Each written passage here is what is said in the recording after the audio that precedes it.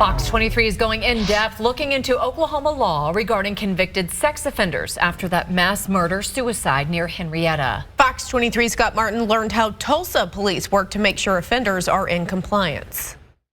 Oklahoma has 3 different levels of sex crimes. Depending on the offense, an offender must register as a sex offender anywhere from 15 years to a lifetime. Tier 3 or level 3, which is the most serious, and that's a lifetime of registration, and you have to register every 3 months at a minimum. But then also, if you have updates, you have to come in and do that as well. Updates like a change of address. Lieutenant Chris O'Keefe works in the Sex and Violent Offender Unit at Tulsa Police Department. He says where sex offenders can live varies. With changes in residency restriction laws over the years, an offender only has to comply with the restrictions that were law at the time of their conviction. They were convicted before 2003. There are 0 residency requirements for them.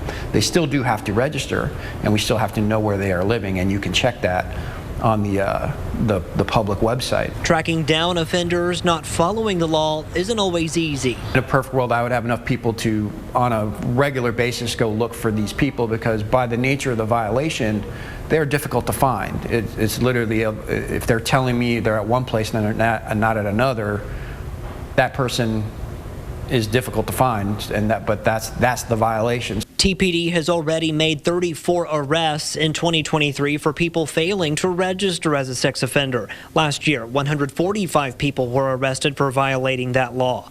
Lieutenant O'Keefe says that's the biggest violation they deal with.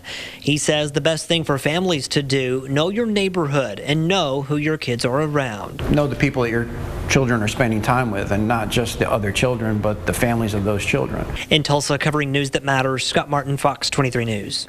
You can search for sex offenders in your neighborhood on the TPD website. We do have a link in this story on fox23.com and the Fox 23 News app.